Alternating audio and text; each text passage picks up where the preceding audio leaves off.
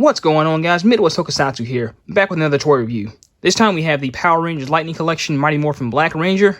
So I just got this in the mail from Amazon. My order had been delayed by about 15 days or so it got here kind of late. But we have them here now. We're going to review them, so let's go. So as always, let's start off with the box art. So on the front there, you got a good image of MMPR Black right there. You see the figures and his accessories. Inside. Zack's head, it's kind of a glare there. Power axe. And also a little note on the side here. I know there's been this whole thing about Amazon not protecting their boxes, and mine got a little caved in here on the side because it had been shipped in like a little paper bubble wrap package and not like an actual cardboard box. So they should be a little more careful with that. Like, this is the first time this has happened too, because I don't usually order figures from Amazon, and this is my first time doing so. So on the back there, you got a full image of the figure in an action pose. A better looking image of the artwork here, thankfully. Bunch of mumbo jumbo on the bottom. Nothing on top. Alright, so first impressions out of box, he looks pretty good. I mean, we'll definitely take a look at the finer details as we get into it, but so far, first impressions, he looks absolutely great. So as far as accessories go, he comes with his signature power axe here, which looks awesome, if I might add, because I think this is probably like my favorite power weapon out of the entire set. Just for, I guess because it's a gun, for one thing.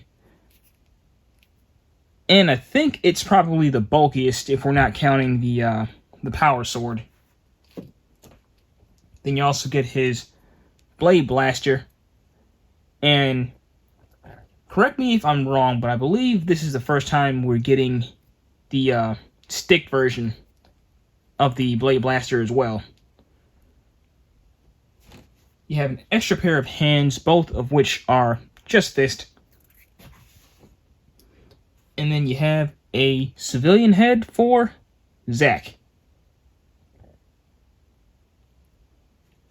And like a dunce, I almost forgot the effects piece. Mine's kind of warped here. I guess it's because of the box situation. It looks a little funny in my opinion because it just looks like a red onion. I mean, that's the best I could describe it. But yeah, that's for the power axe. So, getting into articulation, I'm sure he has the usual foot joint, boot cuff, knee bend. It's a bit stiff out of box, but that's okay. Upper calf, leg movement. That's better shown off on this side. Hand swivel. I don't think that cuff moves there. Okay. Elbow joint. Arm. Your butterfly joints. Torso.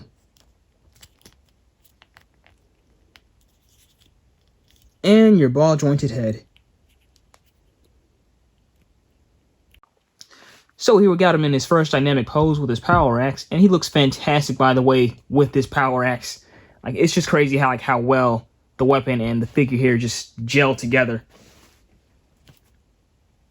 Just for an up-close shot, you see the finer details of the axe there. Now, I'm not quite sure if the power coin portion here is supposed to be painted.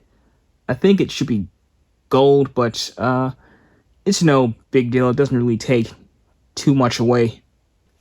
And then here's the effects piece. This really awkward looking effects piece because it's just, he's not blasting straight with it. And here's the blade blaster. Blade blaster in its stick mode. The swappable hands.